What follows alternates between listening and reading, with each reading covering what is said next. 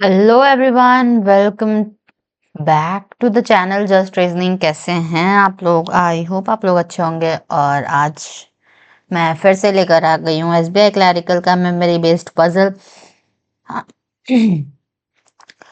तो आज के वीडियो में मैं कौन सा पजल लेके आई हूँ, हम लोग सॉल्व करना सीखेंगे बेसिक्स, प्रॉपर बेसिक्स। ठीक है। और मुझे एक कमेंट आया था, सब लोगों ने मतलब एक सब्सक्राइबर ने बोला कि आप एसबीआई क्लर्क का मतलब मेमोरी बेस्ड ही, फुल मेमोरी बेस्ड करवाइए। तो ठीक है, वो मैं करवाऊंगी। बट अभी जो मैंने इतना पहले मैंने पीडीएफ बनाया हुआ है, ये सारे शीट्स पहले मैं वो खत्म करवा लूँ, उसके बाद में मैं वो, क्योंकि फिर मुझे बनाना पड़ेगा ना, इसी वजह से।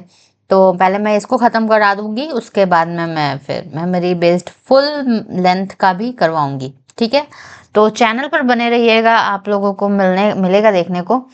और आज का एसबीआई, आज का क्या डेट है? आज है 29 ऑफ अगस्त। तो अगस्त खत्म हो गया, सितंबर में एग्जाम है, मे बी 20 डेज बचे हुए हैं एसबीआई क्लैरिकल के लिए। 20 से, मैंने सुना है 20 से एग्जाम है।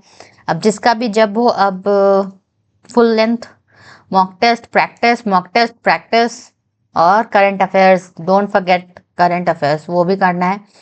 तो चलिए शुरू करते हैं आज का वीडियो।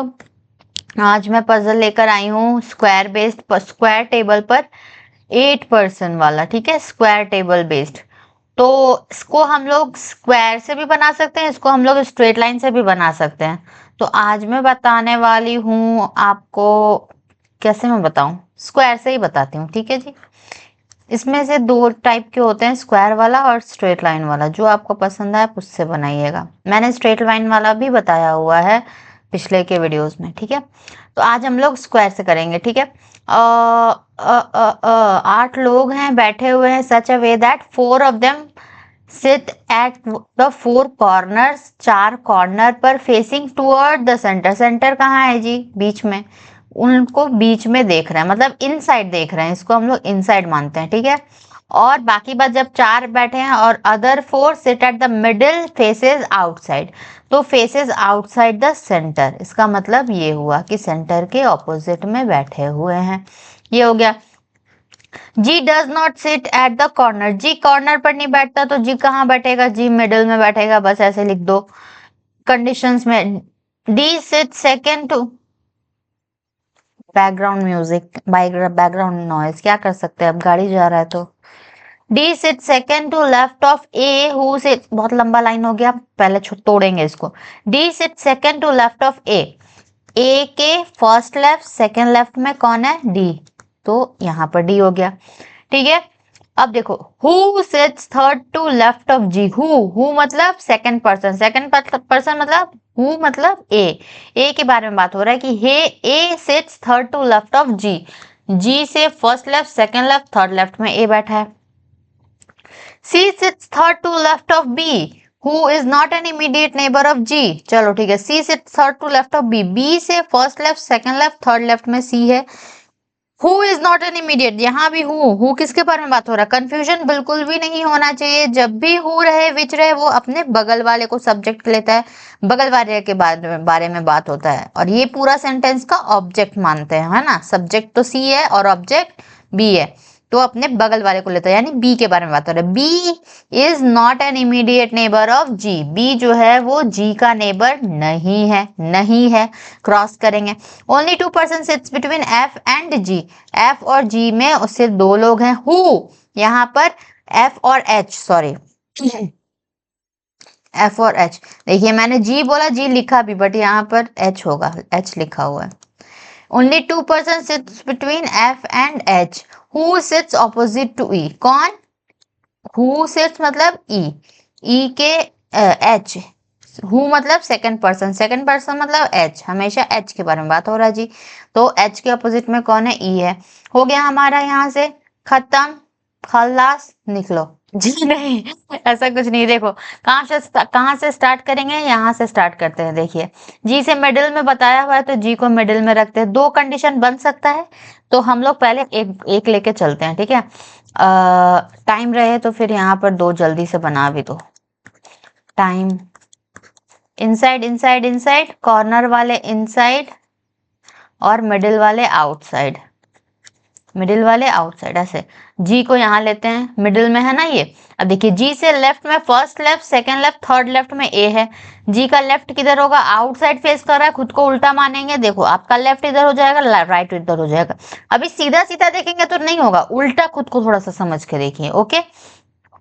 या फिर बहुत लोग ऐसे सिखाते हैं कि जैसा हम लोग सीधा से सोचते हैं उसका उल्टा, तो अब हम तो खुद को घुमा लेते हैं, ओके। तो जी से first left, second left, third left में ए है, जी से थर्ड लेफ्ट में ए, यहाँ पर सही बात है। अब ए से फर्स्ट लेफ्ट, सेकंड लेफ्ट में डी है। अब ए इनसाइड देख रहा है, इनसाइड मतलब अंदर की तरफ देख रहा है, तो खुद को थोड़ा सा अपने लेफ्ट में घुमा के देखिए। इनसाइड मतलब इसका लेफ्ट इधर होगा, इसका राइट इधर होगा, है ना। तो इसका लेफ्ट इधर और लेफ्ट साइड में कितना है, डी, एक छोड़ के यहाँ पर डी हो जाएगा, हो गया। अब देखो ये सबसे पहले ये ऑपोजिट का बात है, इस कॉर्नर पर ए बैठा हुआ है, तो इसका ऑपोजिट में हमको दो ऑपोजिट प्लेसेस एक साथ खाली चाहिए। तो देखिए इतना ही कंडीशन से, जो कि वैलिड कंडीशन है, मेरा एक के ऑपोजिट में एक, एक खाली जगह नहीं बचा, यहाँ नहीं बचा, यहाँ नहीं बचा, बचा कौन सा खाली जगह, बस एक और एक, यही दो खाली जगह बचा है ना। तो अब यही दोनों में से कहीं ना कहीं H और E होने वाला है, इतना दिमाग हो गया हम लोग को।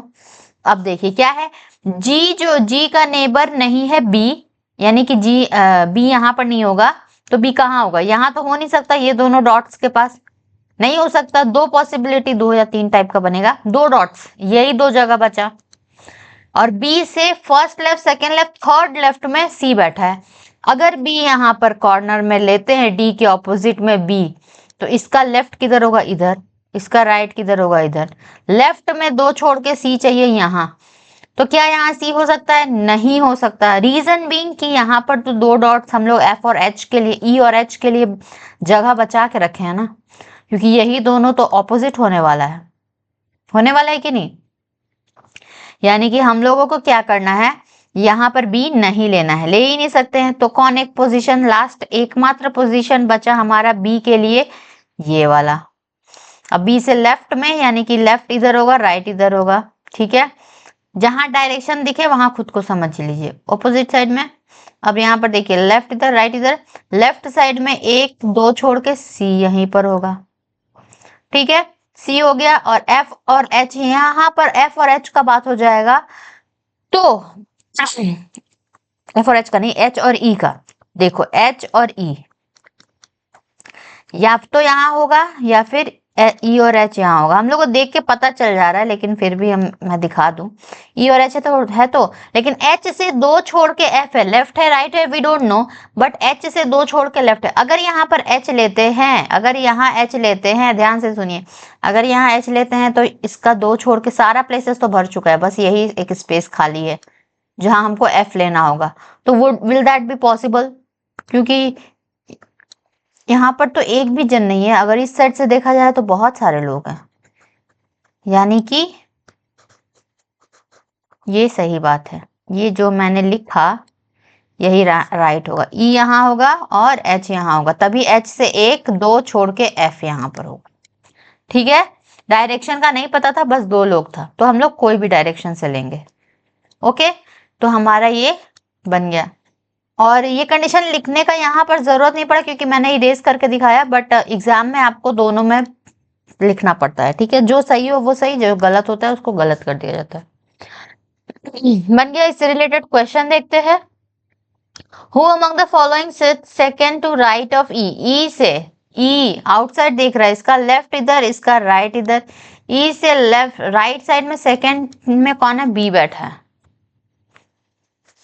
Who among the following sits second to right of E? E से फर्स्ट राइट, सेकंड राइट में B बैठा है, तो ये कैन नॉट बी डिटरमाइंड क्यों किया है, बैठा है पता तो है। How many persons sit between F and A when counted from right of F? F और A के बीच में कितने लोग हैं, when counted from right of F देखना है। F इधर इनसाइड देख रहा है, तो F का लेफ्ट इधर, F का राइट इधर है ना, तो राइट साइड में से कितने लोग हैं, एक दो तीन चार पांच लोग हैं, answer would be 5। Who among the following person faces C, C को कौन फेस कर रहा है? ए फेस कर रहा है, बन गया। What is the position of D with respect to B, B के रिस्पेक्ट में, बी के रिस्पेक्ट में डी कहाँ है? तो बी तो इधर फेस कर रहा है ना, बी के रिस्पेक्ट में डी, या तो राइट साइड से अगर बोलेगा तो first second third to right, अगर लेफ्ट साइड से बोलेगा 1 2 3 4 5 फिफ्थ फ्रॉम लेफ्ट, ये दोनों में से कहीं भी आंसर होगा वही होगा। Third to right, fifth from left, देखो थर्ड टू राइट लिखा हुआ है। और अगर यहाँ ऑप्शन में एक तो ऑप्शन इसको काट के यहाँ पर फिफ्थ टू लेफ्ट होता, लेफ्ट भी होता, तो हम लोग क्या आंसर करते दोनों में से? नहीं, यहाँ पर तब वहां पर आंसर होता बोथ 2 एंड 4, ठीक है जी, बोथ 2 एंड 4 आंसर्स होता अगर दोनों दिया होता तो, बट दिया नहीं है तो मैं बता दी बस। Find odd one out, odd one out बताना है अब, यानी कि ऑड वन आउट यहाँ पर कैसे बनेगा? यहाँ पर वैसे ही 4 लोग इनसाइड फेस करने वाले होंगे, एक आउटसाइड वाले को दे दिया होगा, या फिर वाइसा वर्सा। ए सी ई डी एफ, ए सी डी ई एफ, ई ही मिडिल में बैठा हुआ है, बाकी बात सारे कॉर्नर पर बैठे हैं, बस यही वजह से ये अलग हो गया। ठीक है जी, आंसर देख लेते हैं। 3 2 1 4 2, 3 2 1 4 2, ठीक है। तो ये हमारा square based puzzle sitting arrangement complete होता है। वीडियो कैसा लगा? अगर अच्छा लगे तो वीडियो को लाइक करेगा, चैनल को सब्सक्राइब करिएगा और देखते रहिए जस्ट रीजनिंग। मिलते हैं नेक्स्ट वीडियो में। Thank you for watching everyone.